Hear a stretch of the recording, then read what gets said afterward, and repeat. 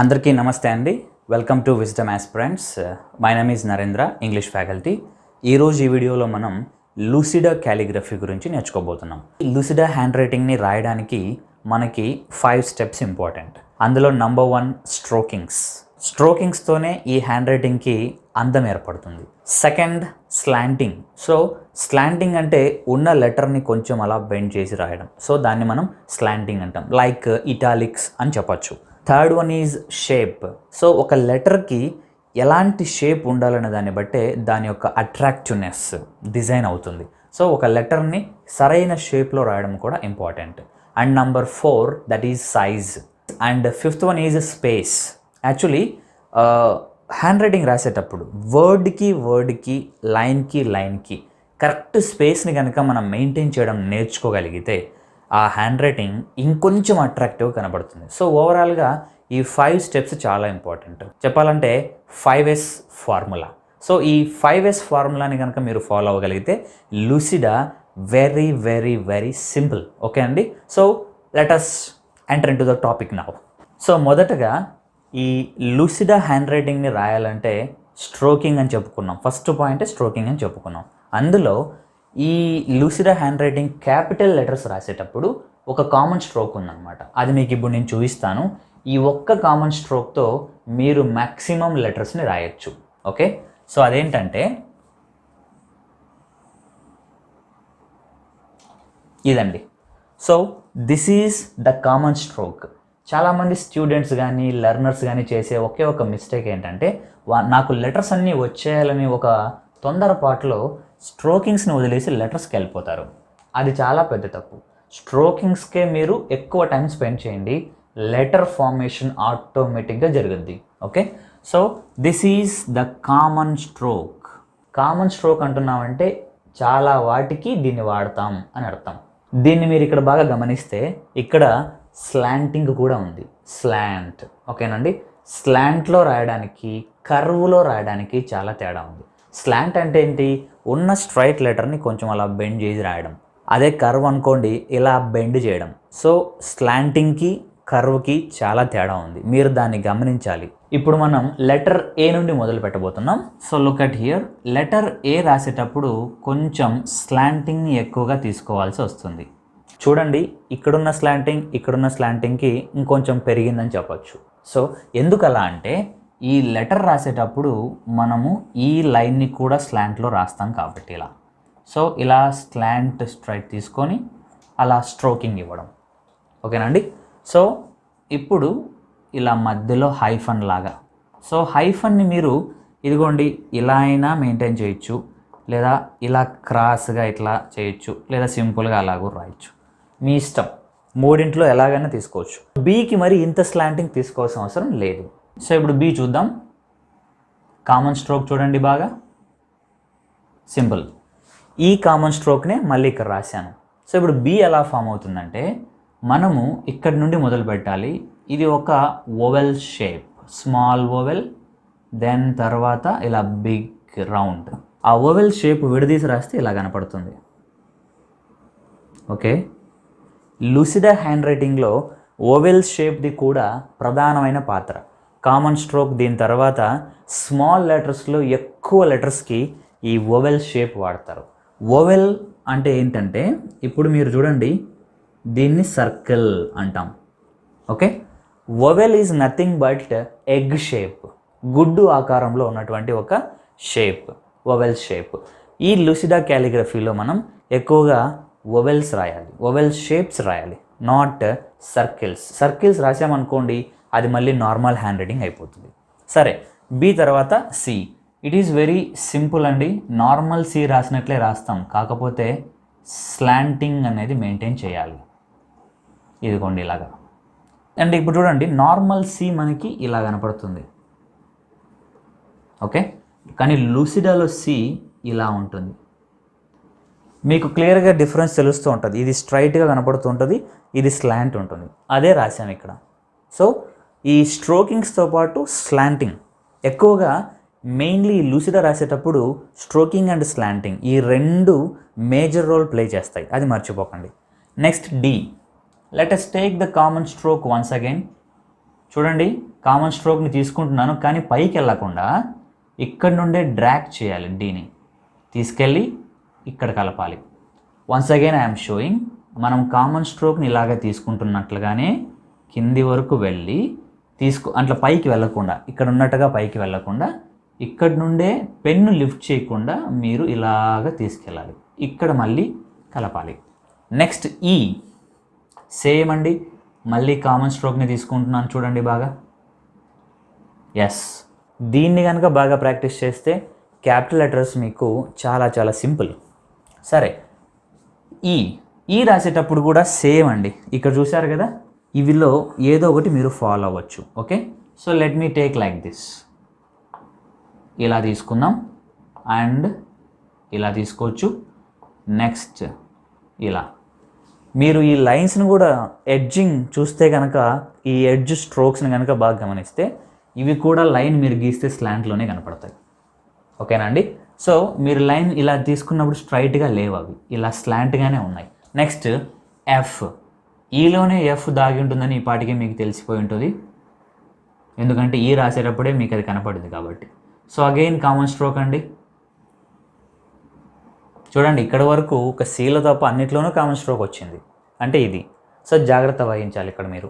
So F రాసేటప్పుడు కూడా simple అండి, ఇలా అంటాం and then you can go like this. F కింద ఇంకొక స్ట్రోకింగ్ ఇచ్చారనుకోండి, అది ఈ అయిపోతుంది. సో ఈ అండ్ ఎఫ్ రాయడం చాలా సింపుల్. నెక్స్ట్ జీ, ఫస్ట్ మీరు సి రాయడం అలవాటు చేసుకోండి.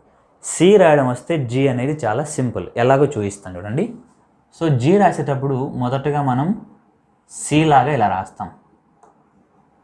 ఓకే, సో ఇది సి. ఇక్కడ వరకు బాగానే ఉంది. జీ రాసేటప్పుడు ఇక్కడ జే అనేటువంటి ఒక లెటర్ని ఇలా కలుపుతాం, అప్పుడు అది లోయర్ జోన్లోకి వస్తుంది అన్నమాట. So G is the letter in Lucida Calligraphy that touches all the zones. ఇలా ఇది చూడండి, దీన్ని ఒక్కటే సపరేట్ అంటే ఇలా రాసామనుకోండి, ఇది కూడా కామన్ స్ట్రోక్ అంటారా కాదంటారా? ఖచ్చితంగా కామన్ స్ట్రోకే. సో జీలో కూడా కామన్ స్ట్రోక్ ఉంది, సి అండ్ కామన్ స్ట్రోక్ కలిపితే జీ అవుతుంది. Next I is very very simple. మీరు ఇలా రాశారంటే అదే ఐ, కానీ ఇది ఐ అని మనకి ఇండికేషన్ కోసం సింపుల్గా ఇలా అనాలి. సో సేమ్ ఇదే ఇలాంటి స్ట్రోకింగ్. ఓకేనండి, ఇవి స్మాల్ స్ట్రోకింగ్స్, బట్ అల్టిమేట్ స్ట్రోకింగ్ మాత్రం ఇదే. సో ఐ అనేది అలా వస్తుంది. నెక్స్ట్ జే చూద్దాం. ఓకే, సో జే రాసేటప్పుడు సింపుల్గా మనము ఇలాంటి ఒక కర్వ్, పైన ఒక కర్వ్ తీసుకోవాలి. దెన్ సింపుల్గా ఇలా స్లాంటింగ్ పొజిషన్లో ఇలాంటి ఒక కర్వ్ ఎడ్జ్ స్ట్రోకింగ్. సో అది జే. నెక్స్ట్ కే రాసేటప్పుడు కొంచెం కేర్ఫుల్గా ఉండండి. Look at the letter. Again common stroke అయితే తీసుకున్నాం, కానీ ఆ తర్వాత రాసేటప్పుడు క్యాపిటల్ కే దగ్గర కొంచెం కర్వ్స్ బాగా మెయింటైన్ చేయాలి. ఇక్కడ నుండి స్టార్ట్ చేయండి, ఇలా ఒక కర్వ్ తీసుకోవాలి, ఇలాంటి ఒక ఎడ్జ్ ఇలా కలపాలి, దెన్ ఇక్కడ నుండి వెళ్ళిన తర్వాత ఇట్లాంటి ఒక స్ట్రోక్తో ఎండ్ చేయడం. సో ఇక్కడ రెండు కర్వే, ఇదొక కర్వ్, ఇదొక కర్వ్, ఇదొక స్ట్రోకింగ్, అదొక స్ట్రోకింగ్. సో మామూలుగా జనరల్గా కేని ఇలా రాస్తాం. ఓకే, కానీ ఇక్కడ చూడండి కామన్ స్ట్రోక్ ఇలా తీసుకుంటున్నాం, పై నుండి ఒక కర్వ్ ఎడ్జ్ అంటే కింద నుండి ఒకటి ఇలా, అలా రాసినప్పుడే అది క్యాపిటల్ కే అవుతుంది. Next L is also so simple, కాకపోతే కామన్ స్ట్రోక్ని ఇది ఫాలో అవ్వదండి, ఇలా రాయాలి. మీరు ఇక్కడ చూసుంటారు సేమ్ అదే అన్నమాట. ఎల్ ఇక్కడ కూడా దీన్ని ఇలా స్లాంటింగ్ పొజిషన్లో కొంచెం కర్వ్ తీసుకోవాలి ఇలా, దెన్ ఇక్కడ కూడా ఒక కర్వ్. నెక్స్ట్ ఎం చూద్దాం. ఎం కూడా మనం కామన్ స్ట్రోక్తోనే స్టార్ట్ చేస్తామండి. ఇలా ఇది ఒక కామన్ స్ట్రోక్. సో ఇలా రాసిన తర్వాత లెటర్ స్లాంట్లో రావాలి కాబట్టి మనము ఇలా తీసుకుంటాం. మీరు అక్కడ వరకు ఆపి గమనిస్తే ఏలాగా కనపడుతుంది, కానీ అది ఏలాగా రాయాలంటే స్లాంటింగ్లో ఉన్నట్లు మనకు అనిపించదు. అందుకే ఏని ఇంకొంచెం స్లాంట్ పెంచాం. అందుకే మిగతా లెటర్స్లో అంత స్లాంటింగ్ అవసరం లేదు. ఒక్క ఏ లెటర్లో మాత్రమే ఎక్కువగా స్లాంటింగ్ తీసుకుంటాం, మిగతా లెటర్స్ అవసరం లేదు. ఇప్పుడు ఏం చూద్దాం. ఇప్పుడు దీనికి తగ్గట్టుగా ప్యారలల్గా ఒక లైన్ గీయండి, ఇలా ప్యారలల్గా. దెన్ ఆ తర్వాత ఇలా తీసుకొని ఇలా ఒక స్ట్రోకింగ్ ఇవ్వడం. సో ఇది ఒక ఎం, ఇది కూడా స్లాంటింగ్ పొజిషన్లోనే ఉంది. ఓకే, ఎన్ రాయడం చాలా సింపుల్, ఎందుకంటే ఎం రాసినప్పుడు ఎన్ అనేది అందులోనే ఉంటుంది కాబట్టి. సో చూద్దాం. ఎన్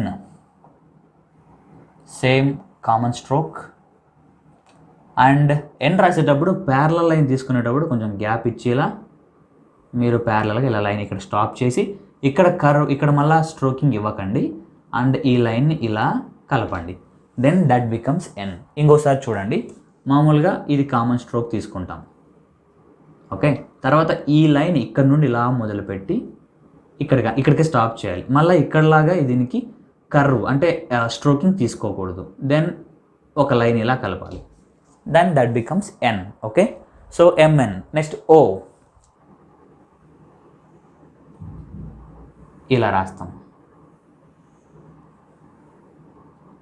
ఇలా మనం ఎట్లా అంటాం. ఓకేనా అండి. సో ఓవెల్ షేప్ తీసుకున్న తర్వాత ఇలా మీరు జస్ట్ అలా అనాలి. Then that becomes O. Next capital P చూద్దాం. కామన్ స్ట్రోక్ అగైన్ సేమ్ ఇక్కడ ఉన్న విధంగా కామన్ స్ట్రోక్ తీసుకుంటాం. బట్ పి రాసేటప్పుడు బీని రాసిన విధంగా మనం రాయకూడదు. అంటే సపోజ్ మనం బీని ఇలా స్టార్ట్ చేసాం, ఇలా కామన్ స్ట్రోక్ తీసుకున్నాం, బీని ఇక్కడ నుండి ఇలా మొదలు పెట్టాం, ఇట్లా రాసాం, అది కూడా పి అవుతుంది. అంటే బీలో పి ఉన్నట్టే, కానీ ఇలానే రాయొచ్చు మీరు. ఇంకొక మెథడ్ కూడా ఉందండి, అదే ఇలా రాయడం. మీకు ఏది ఇష్టమైతే అది రాయొచ్చు, కానీ ఇది మనకి స్మాల్ పీగా రాస్తాం. స్మాల్ పీ రాసేటప్పుడు మాత్రమే అలా వస్తుంది. So capital P and small పీని డిఫరెన్షియేట్ చేయడం కోసం క్యాపిటల్ పీని ఇలా రాస్తాం, స్మాల్ పీని ఇలా రాస్తాం. You can write capital P like this also, no problem. So I will write like this to differentiate small P and capital P. Okay, you can go with this, no problem. Let us see capital Q now. ఒకసారి capital ఓని మళ్ళీ గమనించండి, ఇలా రాస్తాం, capital ఓ oval షేప్లో రాస్తాం. కాకపోతే ఓ దగ్గర మనం పైన ఇలా తీసుకున్నట్టుగా తీసుకోకుండా దీని క్యూ కదండి, సింపుల్గా ఇక్కడ నుండి ఇలా స్టార్ట్ చేసి ఇలా అంటాం. మీకు ఇది నార్మల్ క్యూవే, కొత్తగా ఏం లేదు, కానీ స్లాంటింగ్ ఉంది. స్లాంటింగ్ ఎలా ఏర్పడింది? ఈ ఓవెల్ షేప్ వల్ల ఏర్పడింది. నెక్స్ట్ ఆర్ చూద్దామండి. పీని బాగా గమనించండి, పీ రాయడం వస్తే ఆర్ చాలా సింపుల్ అవుతుంది. సో సేమ్ కామన్ స్ట్రోక్ ఇలా తీసుకుంటారు మీరు, సేమ్ ఇలా ఇక్కడ రాసినట్టుగా. దెన్ పీని రాసినట్లుగా రాసి దెన్ మీరు ఇక్కడ కింద ఇలాంటి కర్వ్ ఒకటి ఇవ్వాలి. కేలో ఇచ్చారు కదండి, ఇలాంటిది అలాంటిదే అన్నమాట. నెక్స్ట్ ఎస్ చూడండి, సింపుల్గా ఇలా తీసుకున్న తర్వాత మీరు దెన్ ఇలా రాయాలి, ఇలా. సో ఐ థింక్ ఇది మీకు స్లాంటింగ్లో ఉందని అనిపిస్తుంటుంది. ఇలా రాసామనుకోండి, అది మనకి నార్మల్ ఎస్. అదే మీరు కొంచెం కనుక కేర్ తీసుకొని ఇక్కడ మెయిన్గా, ఓకే, ఈ మధ్యలో ఈ పార్ట్ దగ్గర మీరు కొంచెం కేర్ తీసుకున్నారనుకోండి, ఎస్ అనేది నీట్గా వస్తుంది. నెక్స్ట్ టీ చూద్దాం. మీకు జే రాయడం వస్తే టీ కూడా చాలా సింపుల్. టీ కూడా మనకి ఈ విధంగానే ఇలా వస్తుంది. సేమ్ జేలో రాసిన విధంగానే మనం అప్పర్ ప్లేస్లో ఇలా రాస్తాం. సేమ్ జే రాసినట్లుగానే ఇలా స్లాంటింగ్ పొజిషన్లో లెటర్ని తీసుకుంటాం, ఇలాంటి లైన్ ఒకటి. దెన్ కింద చిన్నగా ఇలా ఇస్తాం అన్నమాట, సింపుల్గా చిన్నగా. సో అప్పుడు అది టీ అవుతుంది. సో చూడండి బాగా, జే లాగానే పైన అప్పర్ జోన్ ఎలా రాసాం, లెటర్ని కూడా ఇలాగా లైన్ని డ్రాగ్ చేసాం స్లాంటింగ్ పొజిషన్లో, కింద చిన్నగా ఇలా ఇచ్చాం. నెక్స్ట్ యూ కొంచెం ఫోకస్ చేయాల్సిన విషయమే, ఎందుకంటే కొంచెం కర్వ్స్ ఉంటాయండి. బాగా చూడండి, ఈ కామన్ స్ట్రోక్ అప్లై అవ్వదు, దీనికి బాగా గమనించాలి. ఇలా స్లాంటింగ్ పొజిషన్లో వచ్చిన తర్వాత ఇలా కర్వ్, మళ్ళీ ప్యారలల్గా పైకి వెళ్ళాలి, ఇట్లా లైన్ పైకి వెళ్ళి మళ్ళీ కిందికి వచ్చి ఇలా ఒక చిన్న స్ట్రోకింగ్తో ఎండ్ అవుతుంది. That is you. నెక్స్ట్ మనం ఇప్పుడు వి చూద్దాం. మనం సేమ్ యూ లాగానే స్టార్ట్ చేస్తాం, కానీ కామన్ స్ట్రోక్ లాగా అనిపిస్తుంది, బట్ కాదు, ఇలా అన్నమాట. ఓకే, సో రిమెంబర్, స్లాంటింగ్ మీరు ఇచ్చే దాన్ని బట్టి అది ఇలా పైకి వెళ్ళి అక్కడ ఒక కామన్ స్ట్రోక్ మొదలవుతుంది. That is V, capital V. Next W, మీరు వి రాయడం వస్తే డబ్ల్యూ వచ్చినట్లే. సో సేమ్ ఇలాంటి స్లాంట్ లైన్ ఒకటి, again we should come like this. Next we have to drag to upper zone and one stroke, ఇలా అనమాట. So ఇక్కడ వరకు మనకి వి కనబడుతుంది. దెన్ ఆ తర్వాత మళ్ళీ ఇంకొక వి, అంటే డబల్ వి రాస్తే డబ్ల్యూ వచ్చినట్లు. నెక్స్ట్ ఎక్స్ రాసేటప్పుడు మీరు పెన్నుని లిఫ్ట్ చేయాల్సిన అవసరం లేదండి, ఇక్కడ నుండి స్టార్ట్ చేయండి. మనకి ఇలాంటి కర్వ్ ఒకటి కావాలి. ఇలా తీసుకున్న తర్వాత చూడండి, బాగా స్లాంటింగ్ పొజిషన్ రావడానికి ఇక్కడ వరకు డ్రాగ్ చేసి, then you go oval shape, again dragging to upper zone, again forming oval shape, then coming to lower zone and ending here. This is X in Lucida. Next Y so simple. మీకు నేను 2 methods చూపిస్తాను. ఒకటి యూతో వైని form చేయడం, వీతో వైని form చేయడం. Let me show you with you. So you రాయడం తెలిస్తే why వచ్చినట్లే అని చెప్తున్నాను. సో యూ ఇలా రాస్తారు, వైని కింది వరకు డ్రాగ్ చేస్తారనమాట, ఇలా. That is Y with you. Okay, మరి వీతో ఎలా ఉంటుంది నేను ఇక్కడ కింద చూపిస్తానండి. వి ఇలా ఫామ్ చేస్తాం కదండి, ఇలా పైకి వెళ్ళిన తర్వాత సింపుల్గా ఇక్కడ నుండే మనం ఇలా డ్రాగ్ చేస్తాం. సో మీకు ఆ వై నచ్చితే అది రాయండి, ఈ వై నచ్చితే ఇది రాయండి. Let me right last letter. ఇప్పుడు లాస్ట్ లెటర్ చూద్దామా, జెడ్. సో దాన్ని జీ అని పలుకుతారు, ఓకేనండి. మనం ఆల్ఫాబెట్ నేర్చుకునేటప్పుడు జెడ్ అని పిలుస్తుంటాం. సో ఇప్పుడు చూడండి, జెడ్ రాసేటప్పుడు ఇక్కడ నుండి స్టార్ట్ చేయాలండి. ఇది కూడా కామన్ స్ట్రోక్తో ఏం పని లేదు, ఇలా కర్వ్ వెళ్తుంది. Then we have to drag like this, then ఇలా కింద ఒక కర్వ్, దెన్ మధ్యలో ఒక హైఫన్ లాంటిది. ఓకే, మీరు ఈ పాయింట్ దగ్గర దీన్ని ఎండ్ చేశారనుకోండి, అప్పుడు స్ట్రైట్ అవుతుంది. అలా కాకుండా కొంచెం బెండ్ చేయాలి, అంటే స్లాంటింగ్ పొజిషన్ రావాలి. కాబట్టి ఈ పాయింట్ దగ్గర ఎండ్ కాకుండా ఇంకొంచెం ఇక్కడికి డ్రాగ్ చేసి రాస్తాం, అప్పుడే మనకి అది స్లాంటింగ్ పొజిషన్లో కనబడుతుంది. ఈ లూసిడా రాయడంలో ఫస్ట్ మనకి ప్రధాన పాత్ర పోషించేది common stroke. So common stroke దగ్గర మిస్టేక్ చేయకండి. తర్వాత స్లాంటింగ్, ఈ 2 మేజర్ పాయింట్స్. దాని తర్వాత మనకి షేప్ కానీ సైజ్ కానీ ఇవి వచ్చేస్తాయి. కానీ ముందుగా మాత్రం ఈ 2 విషయాలు మర్చిపోకండి. సో ఈరోజు ఈ వీడియోలో మనం క్యాపిటల్ లెటర్స్ మాత్రమే నేర్చుకున్నామండి.